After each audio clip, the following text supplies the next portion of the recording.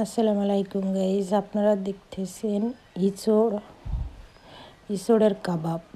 মানে ইঁচড় কাঁঠালে যেটা ছোটো যেটা একটা কাঁঠাল হয়, সেই কাঁঠাল দিয়েই ছোটো যেগুলো ওইগুলোরে ইঁচড় বলে। আর ওইগুলো দিয়ে কীভাবে কাবাব তৈরি করে আর কীভাবে বানায় সে পুরো প্রসেসটা আপনারা দেখতে তাহলে থাকুন। প্রথমত ইঁচড়গুলো ভালোভাবে কেটে নিন, হাতে সর্ষের তেল মাখাইয়া, যাতে কষটা যাতে হাতে যাতে না লাগে আর ইঁচড়গুলো যাতে কালা না হয়ে যায়। আপনারা দেখতে তাহলে থাকুন।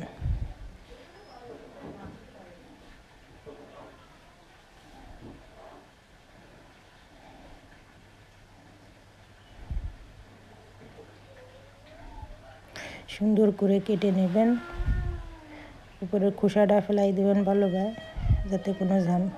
যাতে কোনো সমস্যা যাতে না হয়।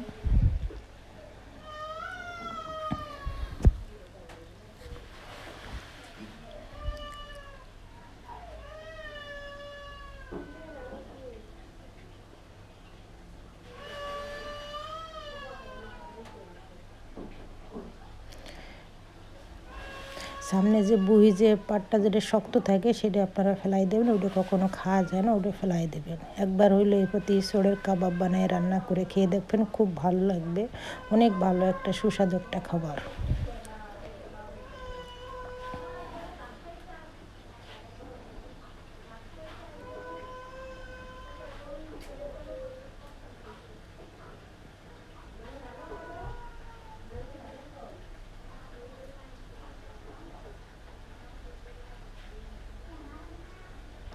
আর যদি ভালো লাগে আমার ভিডিওগুলো দেখবেন এবং শেয়ার করে দেবেন এবং লাইক কমেন্ট সব কিছুই করতে ভুলবেন না।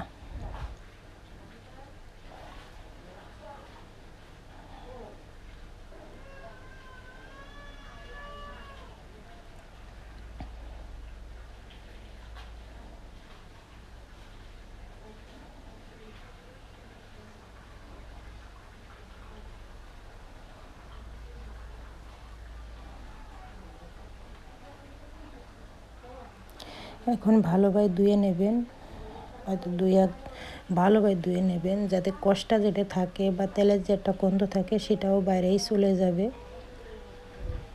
ভালো ধোয়া হয়ে যাওয়ার পর উঠেই ফেলাবেন, বাটিতে তুলে নিন।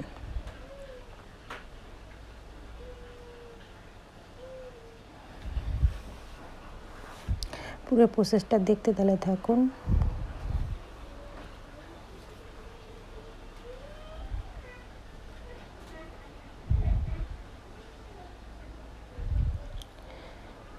এখন প্রেসার কুকারে দিয়ে দিন। প্রেসার কুকারে দেওয়ার পর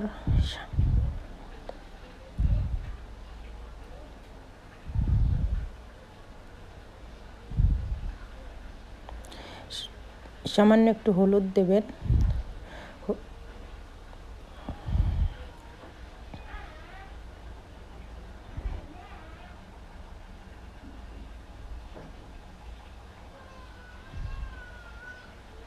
হলুদ দেওয়ার পর পানি দিয়ে প্রেসার কুকারটা ঢেকে দিয়ে 2 থেকে 3 সিটি ওঠার পর বন্ধ করে দেবেন।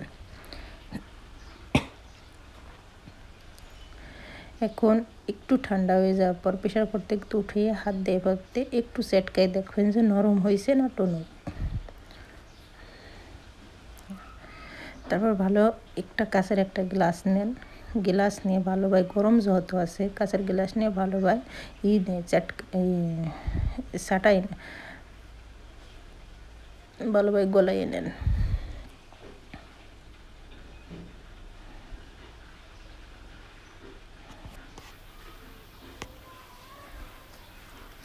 এখন হাত দিয়ে ভালোভাবে চেটকাইয়ে নেন, যাতে কোনো গোল গোল কোনো কিছু না থাকে, একদম পারফেক্টলিভাবে নরম হইতে হবে, তা নাহলে কিন্তু কাবাবগুলো ভালো হবে না।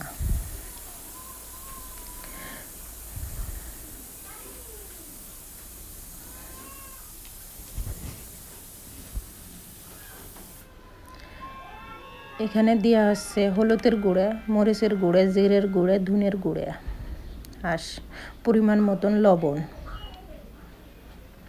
এটা হচ্ছে ডাল বাটা, মুসুরির ডাল যেটা, সেটা বাইটে ভালোভাবে পাটায় বাইটে নেবেন, মিহি করে বাইটে নেবেন, সেই ডালের বাটাটা দেবেন।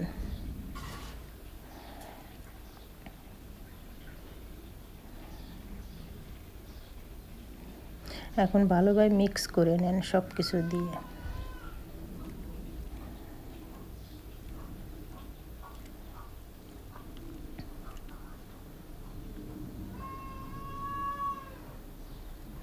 মিক্স করা হয়ে গেছে। এখন এখানে দিতে হবে কিন্তু চালের গুঁড়া, যেটা আমরা ওই জ্বালা চাল বলি, সে চালের যে গুঁড়োটা, ওই গুঁড়োটা দেবেন, যাতে এটা ভাজার সময় অনেক মানে ক্রিস্পি একটা শব্দ হয়, কিছু একটা জিনিস হয়, অনেক ভালো মানে অনেক ভালো একটা হবে।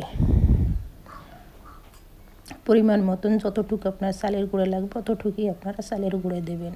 দেখবেন যে পারফেক্টভাবে কি কাবাবটা হওয়া লাগছে নাকি, ততটুক চালের গুঁড়ো দেবেন।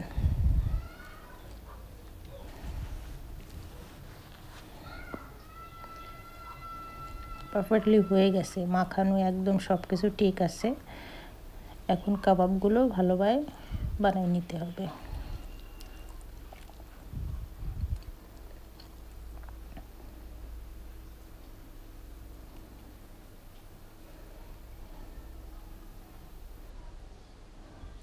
যদি আমার ভিডিওতে যদি ভুল ত্রুটি হয়ে থাকে, অনেকজন অনেক প্রকারের বানায়, যদি ভুল হয়ে থাকে তাহলে মাফ করে দেবেন। আমি পয়লাবার ভয়ে দিতেছি, মাফ করে দেবেন হয়তো বা।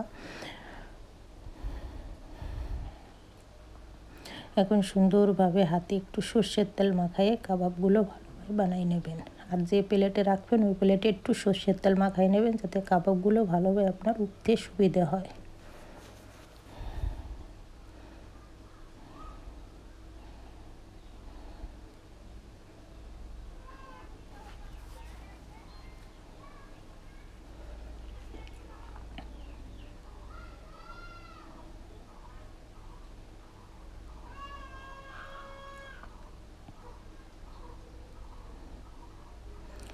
দেখুন আমি কিভাবে বানালাম, পুরো প্রসেসটা আপনারা দেখতে তাহলে থাকুন।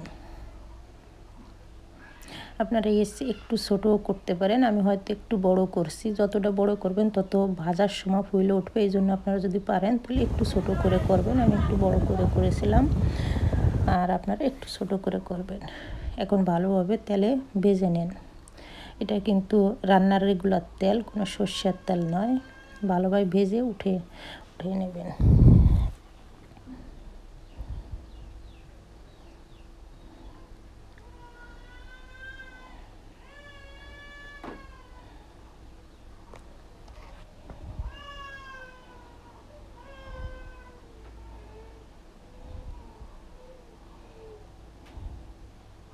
খুবই ভালো খাবার, আমিও কখনো আগে বানাই নাই, আমি পয়লাবারই বানাইছি। এটা অনেক ভালো একটা টেস্টি খাবার, অনেক সুন্দর একটা খাবার, আপনারা অবশ্যই অবশ্যই বানাই খাবেন। এখন কাঁঠালের সিজন আছে, এখন প্রচুর ইঁচড় পাওয়া যায় সব জায়গায়, বানাই খাবেন।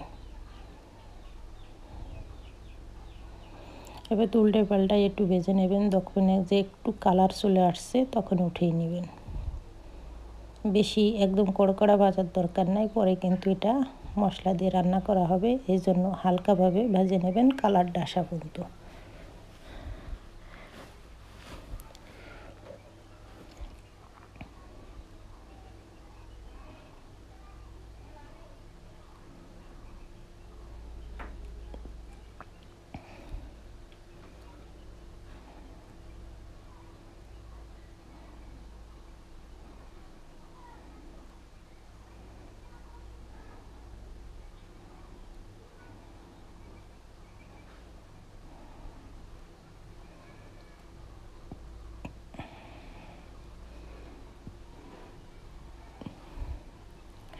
আমার এগুলো ভাজা হয়ে গেছে, এখন তুলে নিতেছি।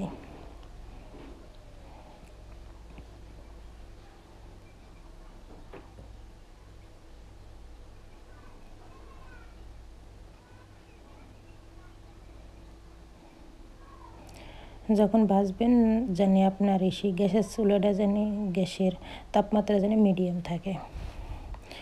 এখন রান্নার পালা, দেখুন কিভাবে রান্না করা হয়। দিয়ে দিলাম এলাচ, তেজপাতা,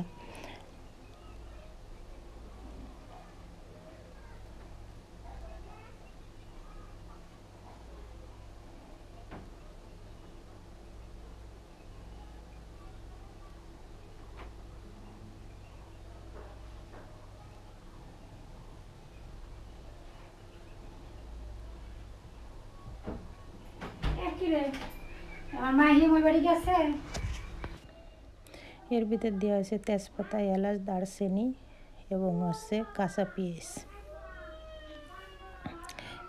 সব কিছুই একসাথে ভালোভাবে একটু ভেজে নেবেন। যত একটু ব্রাউন কালার হওয়া পরই মশলা দিতে হবে।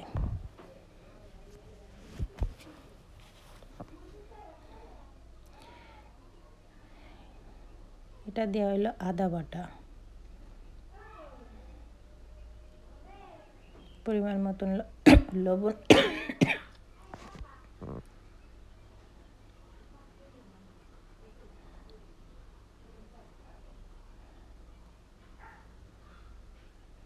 এখন দেওয়া হলো রসুন বাটা আর পেঁয়াজ বাটা।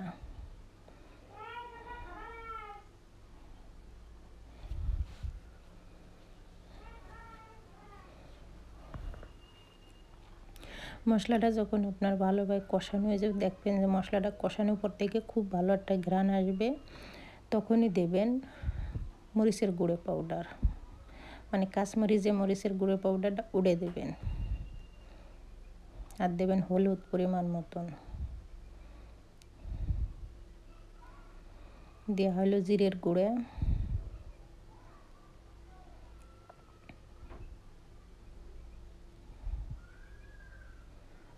জিরের গুঁড়ো পরিমাণ মতন, ধনিয়ার গুঁড়ো পরিমাণ মতন, মরিচের গুঁড়ো পরিমাণ মতন, হলুদের গুঁড়ো পরিমাণ মতন, স্বাদ মতন লবণ দিয়ে ভালোভাবে মশলাটা কষাই নিন। একটু অপেক্ষা করুন কষানোর পর, যাতে ভালো কষানো হয়ে যায়, মশলা থেকে একটা গন্ধটা যেন চলে যায়। আর দিয়ে দেবেন 2-3টে কাঁচামরিচ আলাম।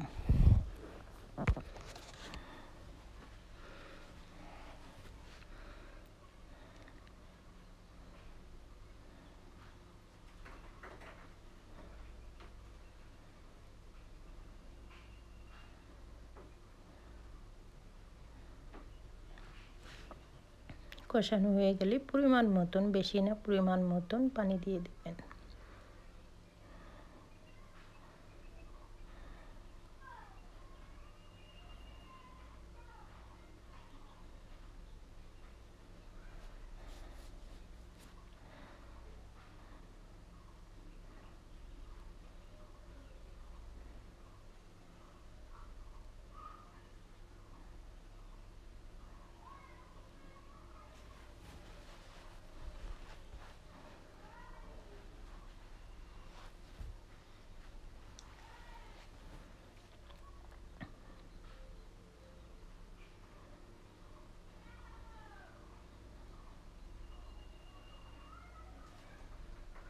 পানিটা ফুটে যাওয়ার পর ইসোড়ে যে কাবাবগুলো বানিয়ে রাখছিলাম সেই কাবাবগুলো দিয়ে দেবেন ভালোভাবে।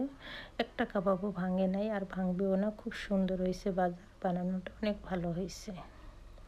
আর এটা আপনি রুটি দিয়েও খাওয়ার পারেন, গরম ভাতের সাথে খাওয়ার পারেন, খুব টেস্টি, খুব ভালো একটা জিনিস, খাবার জিনিস, খুবই ভালো লাগবে, গরম ভাতের সাথে খুব ভালো লাগে।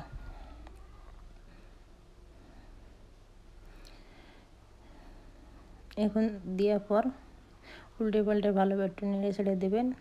তারপর হয়তো 5 থেকে 6 মিনিট জাল দিলে একটু পানিটা শুয়ে আসলে, আঠা হয়ে আসলে হয়ে গেল, আপনার হয়ে যাবে রান্না।